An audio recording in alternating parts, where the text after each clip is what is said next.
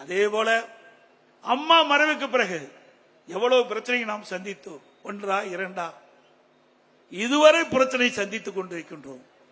பொன்மனச்செம்மல் புரட்சி தலைவர் எம்ஜிஆர் 1972 அக்டோபர் 17 இந்த இயக்கத்தை தோற்றுவித்ததிலிருந்து இன்று வரை அனைத்து இந்திய அண்ணா திராவிட முன்னேற்ற கழகம் பல்வேறு சோதனைகளை சந்தித்துக் கொண்டிருக்கிறது.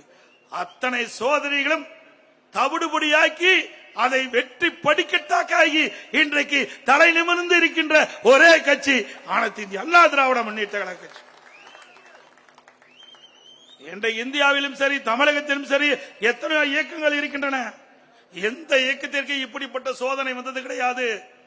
பொன்மனச்செம்மல் புரட்சி தலைவர் எம்ஜிஆர் கட்சி ஆரம்பித்தது போதும் அவருக்கு சோதனை.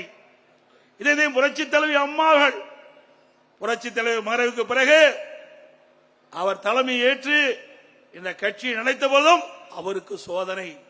ஒருமுறை பாண்டிச்சேரி தேர்தலை முடித்துக் கொண்டு அவர்கள் காரிலே சென்னைக்கு திரும்பிக் கொண்டிருந்த பொழுது மீனம்பாக்கம் விமான நிலையத்திற்கு எதிரே ஒரு லாரி அம்மா கார் மீது மோதி கொலை முயற்சி செய்த முற்பட்டார்கள்.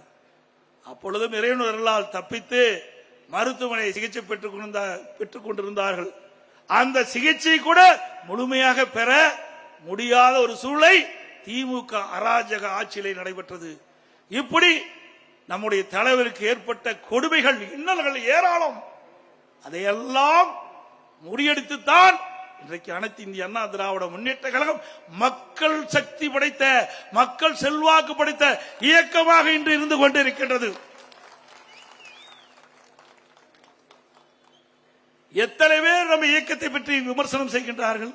வேற எந்த இயக்கத்தையாவது விமர்சனம் செய்கின்றார்களா? கிராமத்திலே சொல்லுவார்கள், பழுத்த மரத்திலே தான் கல்லடி விழுகும் என்று.